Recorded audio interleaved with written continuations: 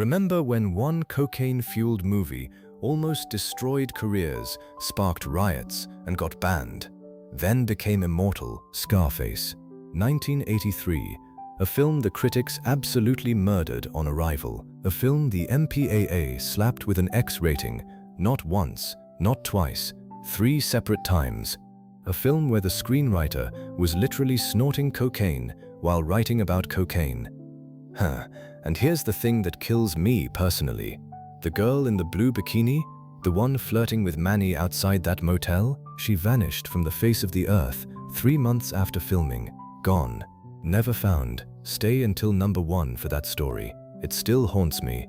But we've got 16 stops before we get there, and every single one is wild. Before we dive in, if you grew up rewinding that say hello scene until the tape wore out, hit subscribe. It tells YouTube to show this video to fellow nostalgic weirdos like us. Let's go. This is 17 weird facts you didn't know about Scarface. Number 17. The Babylon Club comedian was a future TV legend. You know the comedian on stage at the Babylon Club, the one cracking jokes right before bullets start flying. That's Richard Belzer, yeah. Detective John Munch, the guy who'd go on to appear in 10 different TV shows as the same character. 10. In 1983 though, Belzer was just a stand-up comic with a minor film role. He's performing his set, the spotlight's on him, and then Frank Lopez's hitmen open fire on Tony right there in the club. Belzer's panicked face in that scene honestly might not have been acting. Stand-up comic to TV legend to Scarface trivia answer. Belzer speedran Hollywood without even trying. Number 16. Brian De Palma is hiding in the movie. Now here's something 99% of fans have never caught. Director Brian De Palma actually appears in Scarface, but you'd need to freeze frame to find him. In the scene right before Tony gets shot at the Babylon Club, look at the mirror behind Pacino. There's De Palma's face, reflected in the glass, watching his own creation, like a ghost in his own movie. He's credited on IMDb as man reflected in a mirror in Babylon Club. Uncredited, naturally. The man hid himself inside his own film like an Easter egg decades before Easter eggs were cool. Number 15. Pacino made this movie happen because of a 1932 film. Most people assume some studio executive greenlit Scarface. Nope. This was Al Pacino's baby from day one. Pacino walked into a theater, watched Howard Hawks' original 1932 Scarface starring Paul Muni, and lost his mind. He later said he was so enamored with Muni's performance that he wanted to be him, not play him, be him. He called his manager Martin Bregman that same day, said they needed to remake it, and that phone call, one guy buzzing off a 50-year-old gangster movie, launched one of the biggest pop culture phenomena of the 20th century. Number 14. The original director quit because it was too violent. Before Brian De Palma, there was Sidney Lumet. Yeah, the guy who directed 12 Angry Men and Dog Day Afternoon. Lumet was the first director attached to Scarface. He and Bregman actually came up with the brilliant idea of setting the story during the 1980 Mariel boat lift. But when Oliver Stone's script came in, Lumet reportedly hated it. Too violent, too excessive. He wanted something more political, more restrained. So Lumet walked. And Brian De Palma, a man who'd already directed Carrie and Dressed to Kill, stepped in. He looked at that same script and basically said, "More. Give me more." What Lumet saw as a problem, De Palma saw as the entire point. Number 13. Tony Montana is named after a football player. Quick, who do you think Tony Montana was named after? A real gangster? A Cuban exile? Some historical figure? Nope, a quarterback. Oliver Stone named his character after Joe Montana, the San Francisco 49ers legend. Stone's favorite NFL player at the time. That's it. The most iconic drug lord in cinema history shares his last name with a guy who threw touchdowns for a living. Tony Camonte, from the 1932 original, became Tony Montana because a screenwriter liked watching football on Sundays. I genuinely don't know if that makes the name better or worse, but I love it. Number 12. Pacino built Tony Montana from a boxing legend. So how do you build a character like Tony Montana from scratch? If you're Al Pacino, you study a Panamanian boxer. Pacino pulled direct inspiration from legendary fighter Roberto Duran. He said there was a certain lion in Duran that he responded to in this character. Oliver Stone noticed it too. He watched Pacino in rehearsals and said Tony Montana became something very feral, like a caged animal dressed in a white suit. And here's a detail that'll make you re-watch the whole movie. The beer brand Lowenbräu appears multiple times throughout Scarface. The name translates to Lion's Brew. Coincidence? Probably, but with De Palma, you never feel safe assuming that. Number 11. The F-bomb count is absolutely staggering. Time for numbers. And these numbers are gloriously unhinged. According to the Platinum Edition DVD scorecard, the word fuck and its variations appear over 200 times in Scarface. Some counts say 207, others say 226. Either way, roughly 1.2 F-bombs per minute for nearly 3 straight hours. When asked about it, Pacino didn't flinch. His answer? Bombast was part of what we were trying to say in the movie. That's not lazy writing. That's a deliberate creative choice cranked to 11. 3 guys collectively decided that 200 F-bombs was the correct artistic choice and then dared the ratings board to do something about it. Spoiler, they did. We'll get there. Alright, we're halfway through. 17 to 11, done.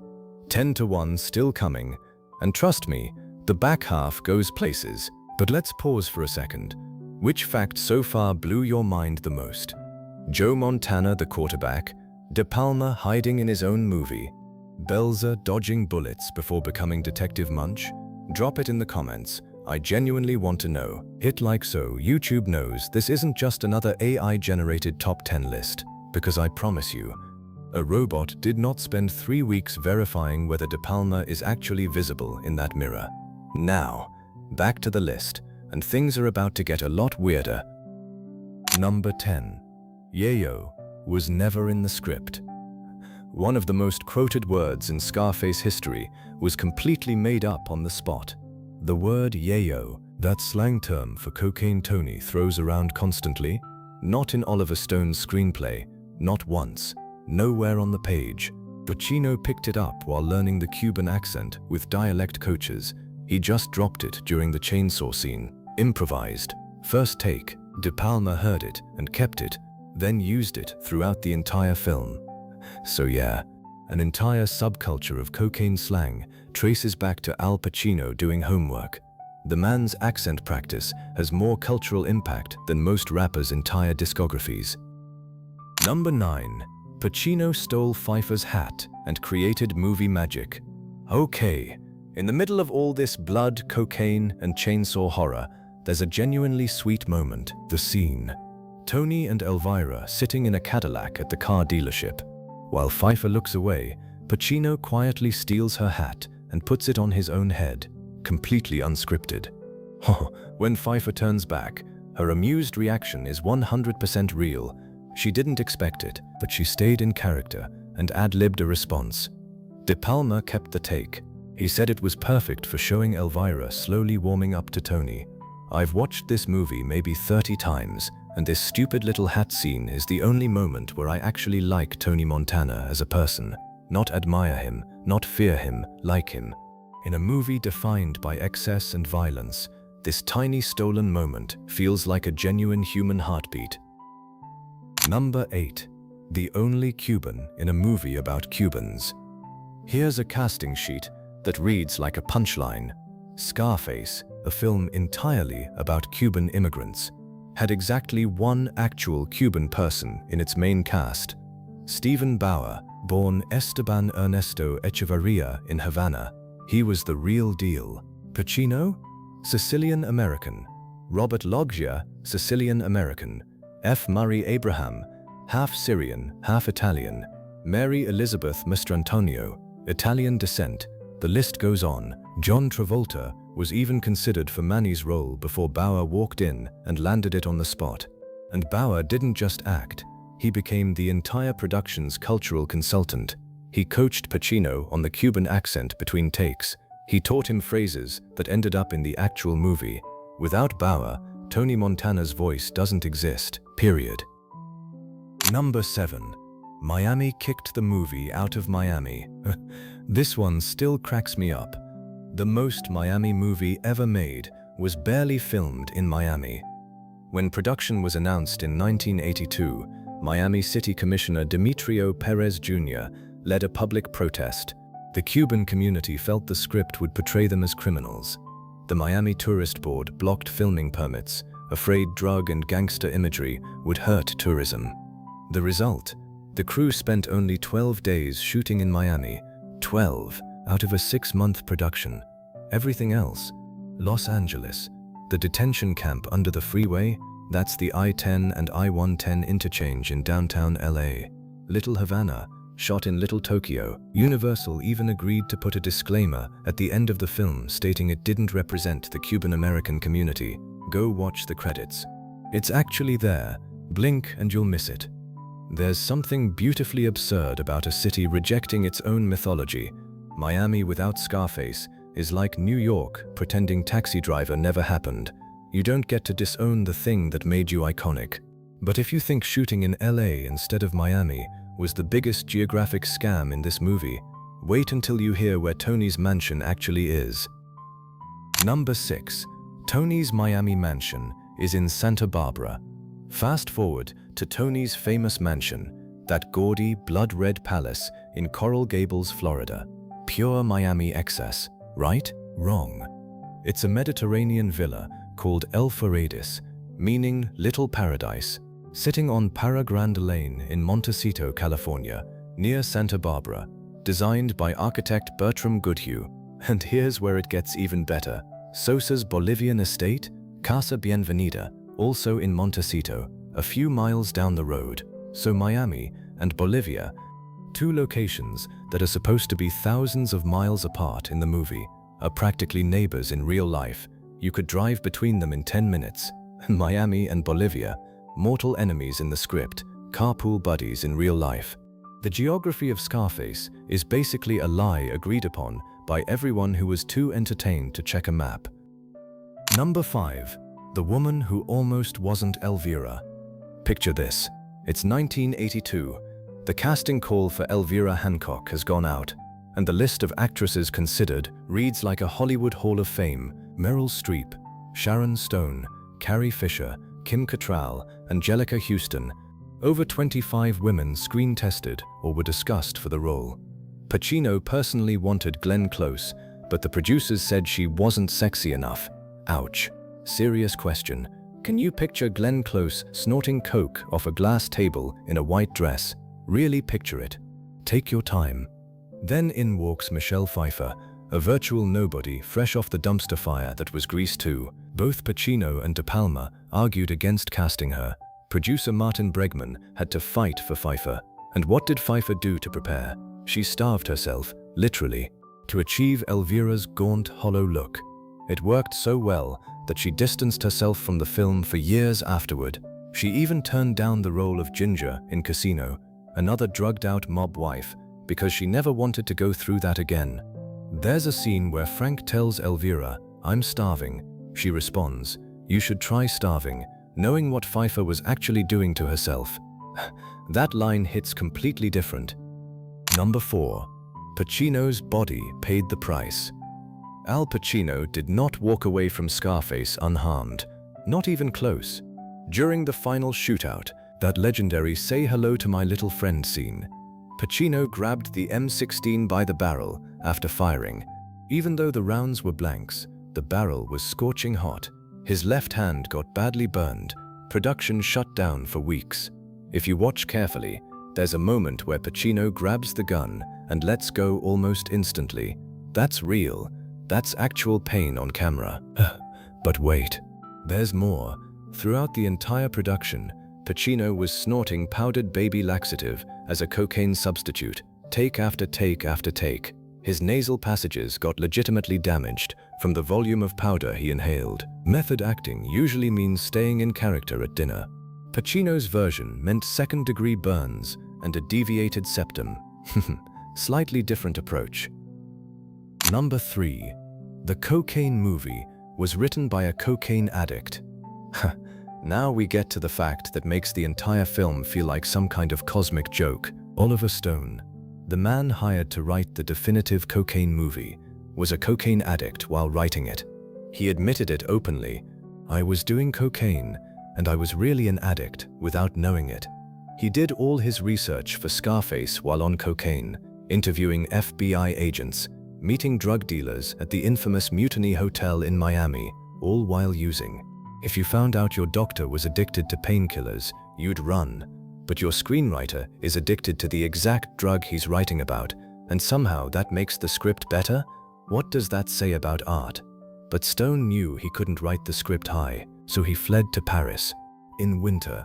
Because cocaine was nearly impossible to find in France in the cold months, he sat in a Parisian apartment, going through withdrawal, and pounded out a nearly 170-page screenplay about a man destroyed by the exact substance Stone was trying to quit. And here's the wildest part. Stone later said he understood Tony Montana's world better than if I had not done it. The addiction gave him the script, and the script helped him beat the addiction. Number 2. The MPII war that almost killed the film. By the time Scarface was finished, it had survived protests, burned hands, and a cocaine-addicted screenwriter. But the biggest enemy was still waiting, the MPII. When De Palma submitted his cut, they stamped it with an X rating. At the time, that was a death sentence. No major theater would show it. No TV station would run ads for it. De Palma cut the film, resubmitted, X again, cut more, resubmitted, X, for the third time. At this point, De Palma refused to touch another frame. Producer Bregman went full wartime mode. He appealed to a review board of theater owners, studio executives, and distributors. The vote came back, 17-3 in favor of an R rating. But here's where it becomes legendary. De Palma believed his original uncut version was essentially the same as the R-rated version. The changes were so minor, he figured nobody would notice the difference. So he did the most Brian De Palma thing imaginable. He sent the original cut to theaters anyway. The uncut version. The one the MPII had rejected 3 times. Nobody caught it. Not the MPII, not Universal, not a single theater chain. His deception was only discovered years later, when De Palma himself admitted it on the home video release. The man looked into a camera and basically said, "Yeah, I tricked everyone. You've been watching the X-rated version this whole time." That is the most gloriously unhinged power move in Hollywood history, and every copy of Scarface you've ever watched. That's the version the MPII tried to bury. Number 1. The movie that died and rose again, and the girl who didn't. We made it. Number 1. And this is really 2 stories woven together. One is triumphant, the other is nightmare fuel. First, the resurrection. When Scarface hit theaters on December 9th, 1983, critics destroyed it. Audiences were shocked by the violence. It made money. $66 million against a budget of about $23 million. But it was treated like a cultural embarrassment. Hollywood wanted to forget it existed. Stephen Bauer, the guy who played Manny, said it best. For a long time, it was like the movie had leprosy. Then hip-hop found it. Rappers saw Tony Montana and recognized themselves, a broke immigrant who came from nothing, who clawed his way to the top with sheer force of will, the bravado, the raw ambition, the refusal to bow down. Brad Jordan, a rapper from Houston, changed his stage name to Scarface. Nas referenced the bathtub scene on his debut album Illmatic. Jay-Z rapped that Scarface the movie did more than Scarface the rapper to me. Future named a hit single, Tony Montana. Remember at the start of this video, when I called Scarface a pop culture phenomenon? That's an understatement. Hip-hop didn't just save the film, it made the film immortal. The 20th anniversary DVD sold over 2 million copies in weeks. By 2003, Scarface had gone from Hollywood reject to sacred text. The studio even asked De Palma to replace Giorgio Moroder's synth soundtrack with rap songs for the theatrical re-release. He refused. Of course he did. But now, the second story, the one I promised you at the beginning. Remember the girl in the blue bikini, the one who flirts with Manny outside the Sunray Motel during the chainsaw scene? Her name was Tammy Lynn Leppert. She was 18 years old, a former child model who had won nearly 280 beauty pageants across Florida. That scene was shot on April 16, 1983. Less than 3 months later, July 6, 1983, Tammy vanished from Cocoa Beach, Florida. She was never seen again. Before she disappeared, people close to her said something had changed. She'd become paranoid, terrified. She reportedly told her mother she had seen something awful that she was not supposed to see. Doctors evaluated her, found no drugs, no alcohol, no physical illness. Then she was gone. Tammy Lynn Leppert never saw the finished film.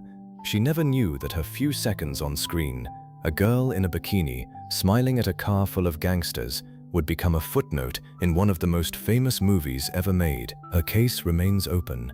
Her remains have never been found. Over 4 decades later, nobody knows what happened to her. Every time you watch that chainsaw scene, she's right there, smiling, alive, frozen at 18 forever. And that, more than any F-bomb count, more than any MPII battle, more than any cocaine-fueled screenplay, is the fact about Scarface that I will never, ever forget. Scarface, a movie that was written by an addict, rejected by the ratings board, hated by critics, kicked out of Miami, and resurrected by hip-hop. If that's not the most Scarface story possible, I don't know what is. You know what's wild? We started this video talking about rewinding VHS tapes, and now you know that every time you hit rewind, every single viewing, you were watching the version the MPII tried to kill. De Palma made sure of that. You were never watching the safe version. There was no safe version. So here's my question for you. Which fact genuinely surprised you the most? Was it the Joe Montana quarterback connection, De Palma sneaking his original cut past the MPII? Or is it Tammy Lynn Leppert's story that's going to stay with you tonight? Tell me in the comments.